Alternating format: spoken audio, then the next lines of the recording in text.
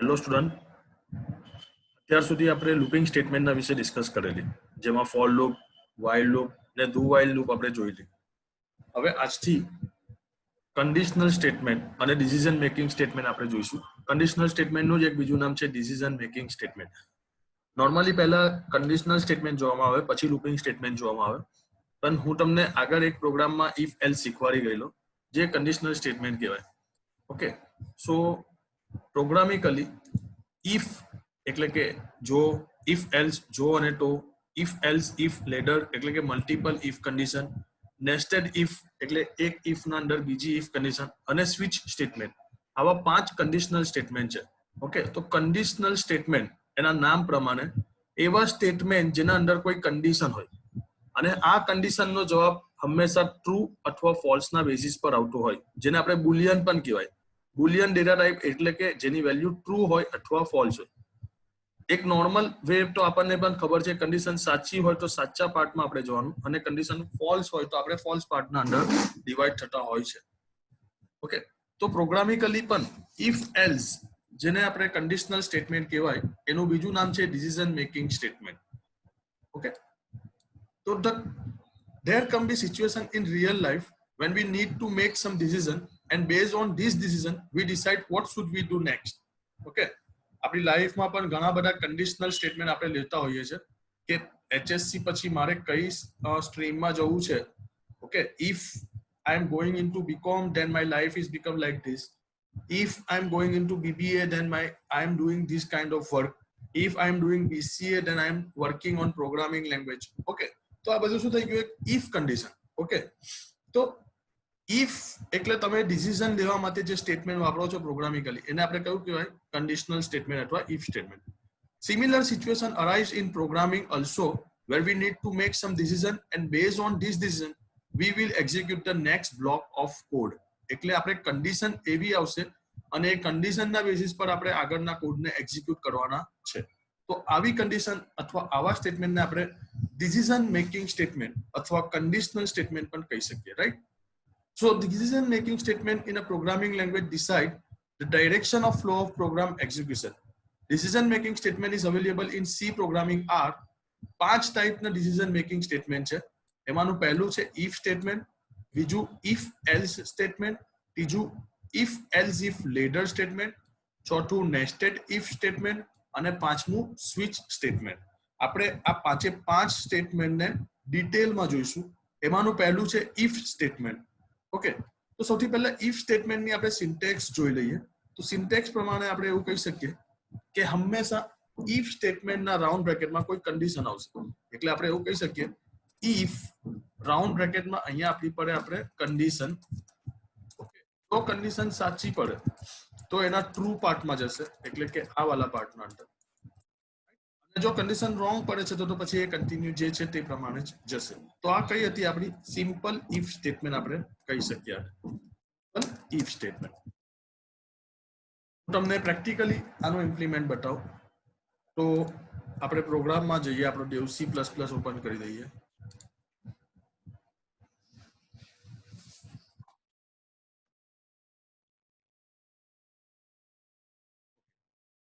અહીંયા એક પ્રોગ્રામ કરીએ, નવી ફાઇલ લઈ લઈએ, આપણે કોડ કમેન્ટ આપી દઈએ, use of simple if statement. Okay, આપણે બે લાઇબ્રેરી ફાઇલ એડ કરાવી દઈએ, હેઝ ઇન્ક્લુડ stdio.h અને બીજી એક ફાઇલ હેઝ ઇન્ક્લુડ ponyo.h. આ બે લાઇબ્રેરી ફાઇલ આપણે એડ કરાવી દીધી. ઇન્ટીજર મેઇન ફંક્શનને પણ આપણે 0 એક વેરિયેબલ ડિક્લેર કરીએ, ઇન્ટીજર એજ નામનો. કયા નામનો? એજ નામનો. યુઝર પાસેથી વેલ્યુ પૂછવાની છે. આપણે printf enter your age આવું આપણે પ્રિન્ટ કરાવી શકીએ. યુઝર પાસેથી વેલ્યુ લેવાની છે એટલે આપણે કયા ફંક્શનનો યુઝ કરવો પડે? scanf function. %d કેમ %d? કેમ તો આની ડેટા ટાઈપ શું છે? Integer, right? અને m% એજ નામના વેરિયેબલમાં યુઝર જે વેલ્યુ આપશે તે સ્ટોર થઈ જશે. હવે આપણે એક કન્ડિશન આપીએ છીએ, if age greater than or is equal to 18. આપણી થઈ ગઈ એક કન્ડિશન. અને આપણે શું કહી શકીએ? કન્ડિશન કે એજ નામનો જે વેરિયેબલ છે એમાં જે વેલ્યુ આપી એ 18 અથવા 18 થી ગ્રેટેસ્ટ છે તો શું પ્રિન્ટ થવું જોઈએ? તો printf /n you are eligible for voting. That's it. અને લાસ્ટમાં સેમિકોલન. પ્રોગ્રામને સેવ કરીએ. આપણે પ્રોગ્રામને સેવ કરી દઈએ FIBCA P13. પ્રોગ્રામને આપણા યસ કમ્પાઇલ બી કરાવી દીધું. આપણા પ્રોગ્રામમાં કોઈ એરર કોઈ વોર્નિંગ નથી. ઓકે, તો આપણે હવે એને રન કરાવીએ. Okay, enter your age. Suppose હું એજ આપું છું 3, એન્ટર. જો કઈ મેસેજ પ્રિન્ટ નહીં થયો ધેટ મીન્સ આપણી આ કન્ડિશન હજુ સાચી પડી નથી એટલે અહીંયા ગયો નથી. ઓકે, એક્ઝિક્યુટ 11મી લાઈન પર આવ્યું નથી. પણ હવે આપણે પાછું રન કરાવીએ અને હવે આપણે આપીએ 27. 18 થી વધારે છે એજની વેલ્યુ? યસ છે. તો જો you are eligible for voting, જો 18 થી વધારે હોય તો જ આ સ્ટેટમેન્ટમાં આવે. ઓકે, તો આ હતું સિમ્પલ ઇફ સ્ટેટમેન્ટ. ઓકે, આની સાથે જ એક બીજું કન્ડિશનલ સ્ટેટમેન્ટ આપણે કહી શકીએ તે છે ઇફ એલ્સ સ્ટેટમેન્ટ. ઓકે, તો સેમ સિમ્પલ ઇફ સ્ટેટમેન્ટ જેવું જ છે પણ આપણે લાસ્ટમાં અહીંયા શું એડ કરાવી દેવાનું? એલ્સ. ઓકે, એટલે આપણે કહી શકીએ, આપણે આને એક સેકન્ડમાં લઈ લઈએ કે ઇફ એલ્સ સ્ટેટમેન્ટ. તો અહીંયા ઇફ એલ્સ ની સિન્ટેક્સ પ્રમાણે શું આવી જશે? તો સૌથી પહેલી આવી જશે ઇફ કન્ડિશન અને પછી આવી જશે એલ્સ કન્ડિશન. જો ઇફ કન્ડિશન સાચી હોય તો એ અહીંયા જશે અને ખોટી હશે તો એ ક્યાં જશે? આનું ઇમ્પ્લિમેન્ટ જોઈ લઈએ. તો આપણા જ એક્ઝિસ્ટિંગ પ્રોગ્રામમાં થોડું મોડિફાઈ કરી દઈએ આપણે. અહીંયા આપણે એલ્સ સ્ટેટમેન્ટ લખી દઈએ અને printf લખી દઈએ આપણે /n માં you are not eligible. પ્રોગ્રામને સેવ કરી દઈએ, કમ્પાઇલ કરી લઈએ પાછો એકવાર, આઉટપુટ ચેક કરીએ.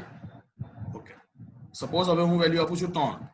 ભલે મારી કન્ડિશન સાચી નથી પણ હવે એ કયા પાર્ટમાં જશે? એલ્સ પાર્ટમાં. એટલે જો મેસેજ આવ્યો you are not eligible for voting, simple if સ્ટેટમેન્ટમાં શું હતું? જ્યારે કન્ડિશન સાચી હોય તો જ પ્રિન્ટ થતું હતું. ઇફ એલ્સમાં શું હશે? કન્ડિશન સાચી હશે તો ઇફ વાળા પાર્ટમાં અને કન્ડિશન ખોટી હશે તો એલ્સ વાળા પાર્ટમાં. ઓકે, તો આ આપણું સેકન્ડ કન્ડિશનલ સ્ટેટમેન્ટ હતું જેને આપણે કહી શકીએ ઇફ એલ્સ સ્ટેટમેન્ટ. ઓકે, હવે આપણું એક સ્ટેટમેન્ટ આવશે જે કહેવાય છે if else ladder. Okay, that means આપણે એક કન્ડિશનના અંદર બીજી કન્ડિશન, ત્રીજી કન્ડિશન, ચોથી કન્ડિશન, મલ્ટિપલ કન્ડિશન આપણે આપી શકીએ. ઓકે, તો this is called if else if ladder. હું તમને એનો પ્રેક્ટિકલ તો સમજાવું છું પણ પહેલા આપણે એની સિન્ટેક્સ સમજી લઈએ. તો એની સિન્ટેક્સ કંઈક આવી છે if else if ladder. Okay, સૌથી પહેલા ઇફ કન્ડિશન આવવાની. અહીંયા આપણે કોઈ કન્ડિશન આપવી પડે, પછી એલ્સ ઇફ આપવું પડે, અગેન કોઈ કન્ડિશન આપવાની, પાછું એલ્સ ઇફ, અગેન કોઈ કન્ડિશન અને ફાઇનલી એલ્સ. એની એક સિન્ટેક્સ છે. પ્રોગ્રામ તો એનો જોઈએ જ છે પણ આપણે એની સિન્ટેક્સ જોઈ લઈએ. સપોઝ આપણે એવો પ્રોગ્રામ જનરેટ કરવા જઈ રહ્યા છે જેમાં યુઝર પાસેથી ડેઝ ઇનપુટ કરવાનો આવે. તો આપણને ખબર છે કે 1 to 7 ના બિટવીનમાં આપણે નંબર આપી શકીએ.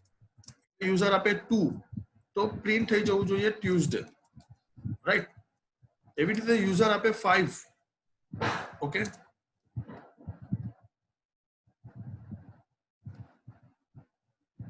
તો પ્રિન્ટ થઈ જવું જોઈએ ફ્રાઈડે. યુઝર બાય મિસ્ટેક 15 આપી દે તો એવો મેસેજ આવવો જોઈએ sorry this is invalid number. તો અહીંયા આપણે મલ્ટિપલ કન્ડિશન સાથે વર્ક કરવાનું છે. આપણી પાસે 7 અલગ અલગ કન્ડિશન છે કે યુઝરે 1 આપ્યું, યુઝરે 2 આપ્યું. તો આવી સિચ્યુએશનમાં આપણને શેનો યુઝ કરવો પડે? તો આવી સિચ્યુએશનમાં આપણને ઇફ એલ્સ ઇફ લેડર નો યુઝ કરવો પડે. આપણે પ્રેક્ટિકલી જોઈએ આ પ્રોગ્રામ કે યુઝર જે ડે આપે એ ડે પ્રમાણે પ્રિન્ટ થવું જોઈએ. એટલે આપણે એવું લખી શકીએ કે example of else if ladder. Okay, બે લાઇબ્રેરી ફાઇલ આપણે એડ કરાવી દઈએ. .h ને પણ એડ કરાવી દઈએ. આપણે ઇન્ટીજર મેઇન ફંક્શનનો યુઝ કરી લઈએ અને રિટર્ન યુઝર પાસેથી નંબર લેવાનો છે એટલે ઇન્ટીજર ડે નામનો એક વેરિયેબલ લઈ લીધો. printf આપણે યુઝરને કહીશું એન્ટર એની નંબર.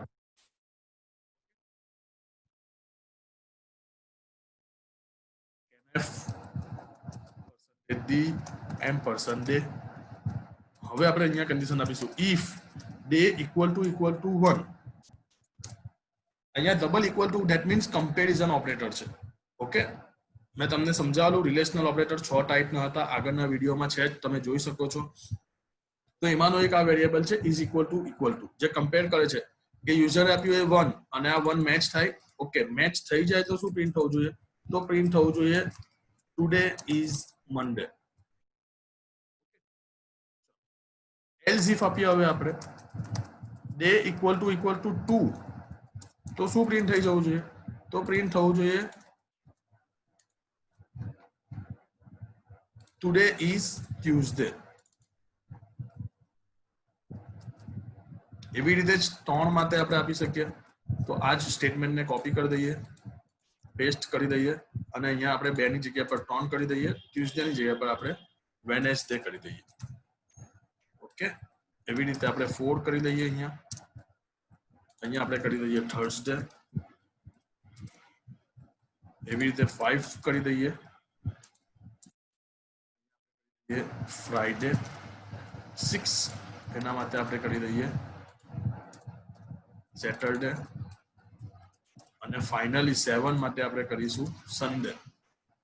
આ સિવાય કોઈ બીજો નંબર યુઝર આપે તો એને શું મેસેજ આવવો જોઈએ? ઇનવેલિડ. ઓકે, હંમેશા યાદ રાખવાનું એલ્સ સ્ટેટમેન્ટના અંદર કોઈ કન્ડિશન નહીં આવે, એટલે અહીંયા એલ્સમાં આપણે કોઈ કન્ડિશન નહીં આપવાની અને અહીંયા આપણે એવો મેસેજ આપવાનો સોરી ઇનવેલિડ નંબર. ઓકે, પ્રોગ્રામને સેવ કરીએ આપણે એને લેશું આપણો પ્રોગ્રામ બરાબર એક્ઝિક્યુટ થાય છે કે નથી થતો. તો અહીંયા તમે જોઈ શકો છો જો મલ્ટિપલ કન્ડિશન આવી ગઈ. સૌથી પહેલા ઇફ ની કન્ડિશન, પછી એલ્સ ઇફ ની કન્ડિશન, પછી એલ્સ ઇફ ની પાછી કન્ડિશન. મલ્ટિપલ કન્ડિશન જ્યારે આપણે અરાઇઝ થાય ત્યારે આપણે એવું કહી શકીએ કે આપણે એલ ઇફ લેડર નો યુઝ કરવો પડે. પ્રોગ્રામને એકવાર કમ્પાઇલ કરાવીએ, આપણે રન કરાવીએ. નંબર આપ્યો મેં 5, પ્રિન્ટ થયું today is Friday. Yes, suppose હું નંબર આપું છું હવે 1 to 7 નો કોઈ બીજો નંબર આપીએ, એટલે કે આપણે આપી દઈએ છીએ 11. તો જો સોરી ઇનવેલિડ નંબર. ઓકે, તમને ખબર પડતી હશે એલ્સ ઇફ લેડર ના અંદર. આ એક ત્રીજા ટાઈપનું કન્ડિશનલ સ્ટેટમેન્ટ હતું જેને આપણે કહી શકીએ એલ્સ ઇફ લેડર. રાઈટ, એક આવી ગયું નેસ્ટેડ ઇફ. નેસ્ટેડ ઇફ એટલે એક ઇફ ના અંદર બીજું ઇફ, એટલે આપણે કયું કહી શકીએ? Nested if. રાઈટ, સો આપણે ચેક કરીએ what is nested if. So nested if ને પ્રેક્ટિકલી ડાયરેક્ટ તમને સમજાવી દઉં. થિયરી પ્રમાણે તો એ ઈઝી જ છે કે એક ઇફ કન્ડિશન હોય, એના અંદર આપણે કોઈ બીજી ઇફ કન્ડિશન મૂકીએ તો એવી સિચ્યુએશનને આપણે શું કહી શકીએ? Nested if. ઓકે, તો આવા સિચ્યુએશનને આપણે શું કહી શકીએ? Nested if statement. પાસે કન્ડિશનલ સ્ટેટમેન્ટ 5 ટાઈપના છે. પહેલું આપણે જોયું સિમ્પલ ઇફ સ્ટેટમેન્ટ, બીજું જોયું આપણે ઇફ એલ્સ, ત્રીજું જોયું આપણે ઇફ એલ્સ લેડર, ચોથું અત્યારે જોઈ રહ્યા છે નેસ્ટેડ ઇફ સ્ટેટમેન્ટ. ઓકે, તો આપણે પ્રેક્ટિકલી જોઈએ નેસ્ટેડ ઇફ સ્ટેટમેન્ટનો પ્રોગ્રામ એવું ઇમ્પ્લિમેન્ટ કરી રહ્યા છે કે યુઝર પાસેથી એક નંબર લેવાનું, taking 1 number from user, check number is positive and it is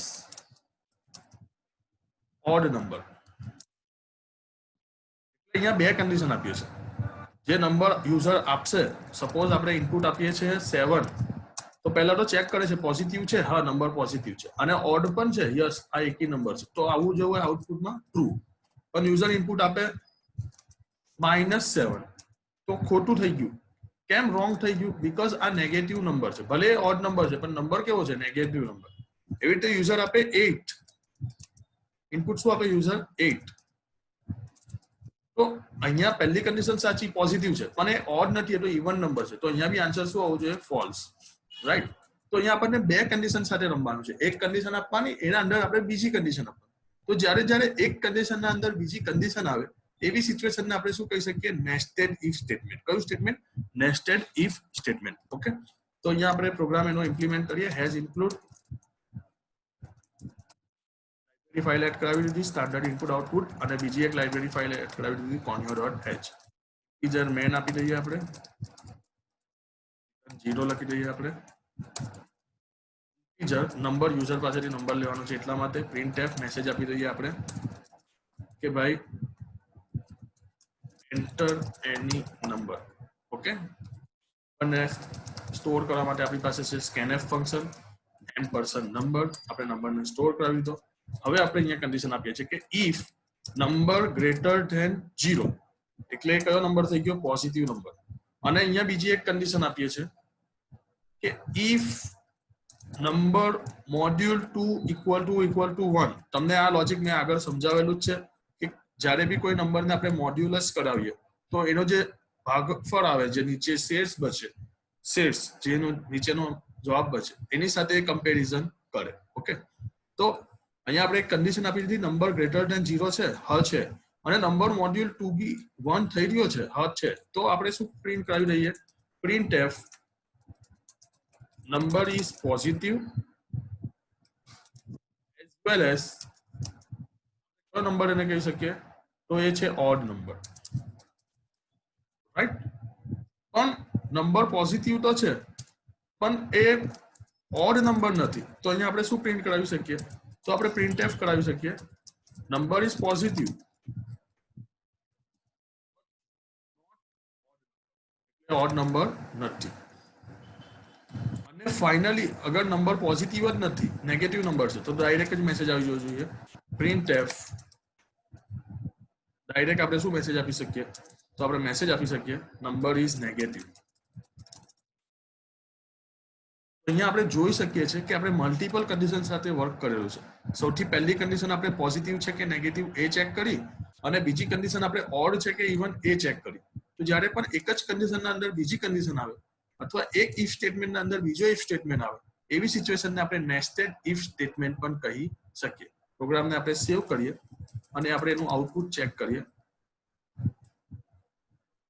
.c extension આપી દઈએ ઓકે આપણે એને કમ્પાઇલ એરર કોઈ વોર્નિંગ નથી ઓકે નંબર આપું છું -9 એન્ટર આવી ગયું તો આન્સર આવી ગયો number is negative direct else કન્ડિશનના અંદર જતો રહ્યો ઓકે અગેન પ્રોગ્રામને રન કરાવું છું અને હવે નંબર આપું છું ઓનલી 9 તો yes number is positive as well as odd number right I hope so તમને નેસ્ટેડ ઇફમાં પણ ખબર પડી ચાર હતા કન્ડિશનલ સ્ટેટમેન્ટ હવે એક કન્ડિશનલ સ્ટેટમેન્ટ આવી ગયું સ્વિચ સ્ટેટમેન્ટ જેને આપણે કાલે જોઈશું આ લેક્ચર માટે આટલું જ કન્ડિશનલ સ્ટેટમેન્ટ સુધી જ આપણે જોઈશું એક કન્ડિશનલ સ્ટેટમેન્ટ આપણું બાકી છે જે છે આપણું સ્વિચ સ્ટેટમેન્ટ લૂપિંગ સ્ટેટમેન્ટ શું છે તેના વિડીયો પણ અવેલેબલ છે તમે જોઈ લેજો ફોર લૂપ while લૂપ અને ડુ while લૂપ આપણે જોયા કન્ડિશનલ સ્ટેટમેન્ટ ઓકે તમને કોઈ ડાઉટ હોય કોઈ ક્વેરી હોય તો તમે મને કમેન્ટમાં પૂછી શકો છો આજના લેક્ચરનું રેટિંગ આપવાનું છે તમારે અને તમને કોઈ ડાઉટ હોય ક્વેરી હોય તો તમે મને પૂછી શકો છો